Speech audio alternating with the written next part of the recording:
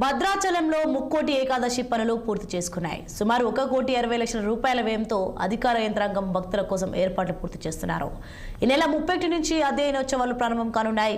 21 నుంచి 23 వరకు విలాసోత్సవాలు నిర్వహించనున్నారు. భద్రాచలం దేవస్థానంలో మాత్రమే ప్రత్యేకంగా జరిగే విశ్వరూపే సేవ జనవరి 20న నిర్వహించనున్నారు.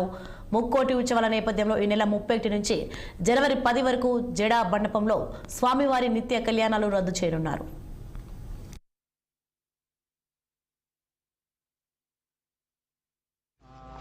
టెంపుల్కి ముక్కోటి అట్లాగే వైకుంఠ ఏకాదశికి అన్ని ఏర్పాట్లు మన పిఓఐటీడీ గారు అండ్ ఆర్డీఓ గారు అదేవిధంగా టెంపుల్ ఎండోమెంట్స్ టీమ్ అందరూ చాలా మంచి పకడ్బందీగా చేస్తున్నారు.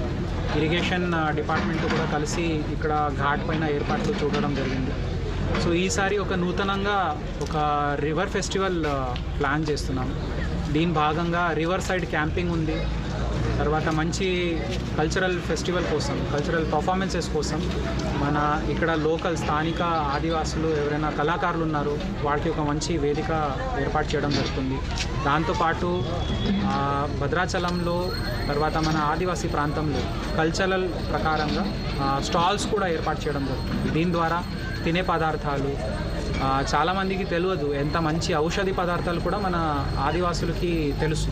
సో జనరల్గా అవి హైదరాబాద్కి అయితే వేరే కంపెనీలు అమ్మేస్తారు, కానీ ఇక్కడ వచ్చేసి ఒరిజినల్గా ఆదివాసుల నుంచి కొనే ఒక అవకాశం మేము అది తయారు చేస్తున్నాము. సో ఈ విధంగా ఈ రివర్ ఫెస్టివల్లో అందరూ పార్టిసిపేట్ అవ్వాలని